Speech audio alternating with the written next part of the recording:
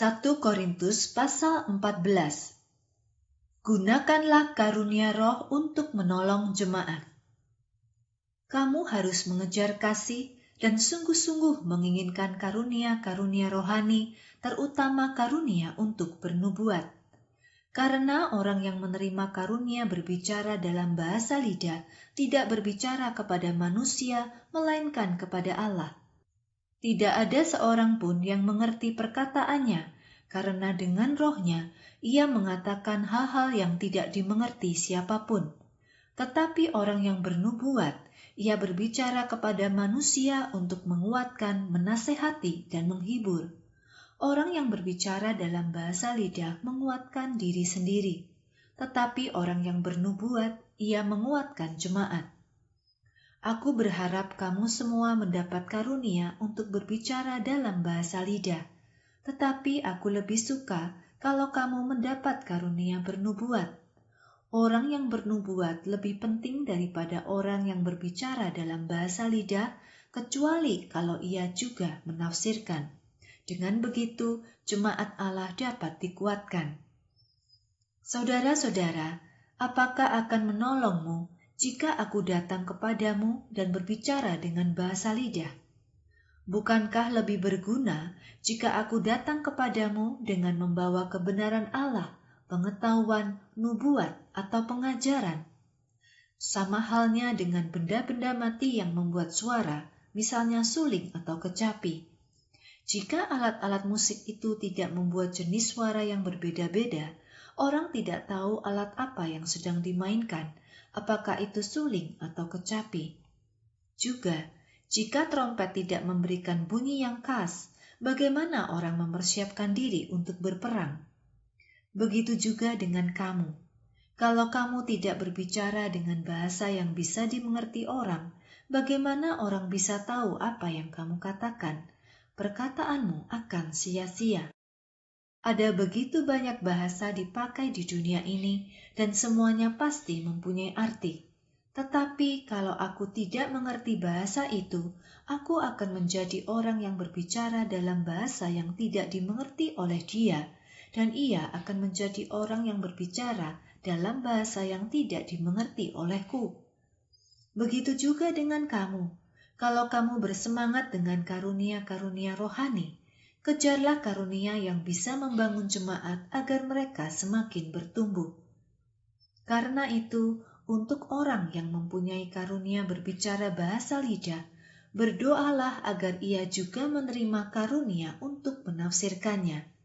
Karena kalau aku berdoa dalam bahasa lidah, rohku yang berdoa, tetapi pikiranku tidak berbuat apa-apa. Jadi, apa yang harus kulakukan? Aku akan berdoa dengan rohku, dan aku juga akan berdoa dengan pikiranku. Aku akan menyanyi dengan rohku, dan aku juga akan menyanyi dengan pikiranku. Kalau tidak begitu, bagaimana orang yang tidak memiliki karunia menafsirkan dapat berkata amin ketika kamu memberi ucapan syukur? Sebab mereka tidak tahu apa yang kamu katakan.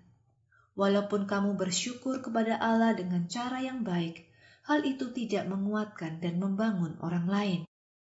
Aku bersyukur kepada Allah karena aku berkata-kata dalam bahasa lidah lebih banyak daripada kamu semua. Tetapi dalam pertemuan jemaat, aku lebih senang berbicara 5 kata yang dapat dimengerti daripada ribuan kata dalam bahasa lidah. Karena dengan begitu aku bisa memberi pengajaran kepada orang lain. Saudara-saudara, jangan berpikir seperti anak-anak. Jadilah bayi dalam kejahatan, tetapi orang dewasa dalam pemikiran.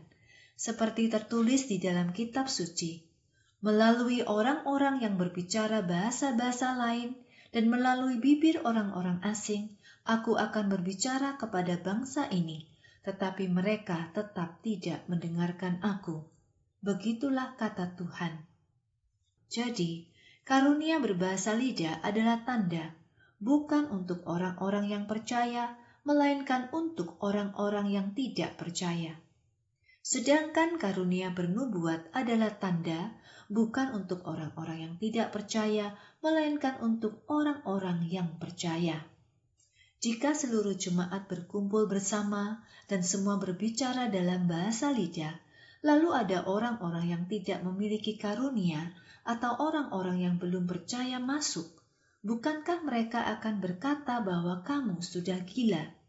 Tetapi jika semua jemaat bernubuat dan ada orang yang belum percaya atau yang belum mengerti masuk, ia akan disadarkan oleh semua yang dikatakan dan ditunjukkan dosa-dosanya, termasuk hal-hal tersembunyi yang ada dalam hatinya. Maka ia akan berlutut dan menyembah Allah serta berkata, Allah benar-benar ada bersama kamu. Aturan-aturan dalam pertemuan jemaat. Jadi saudara-saudara, apa yang harus kita lakukan?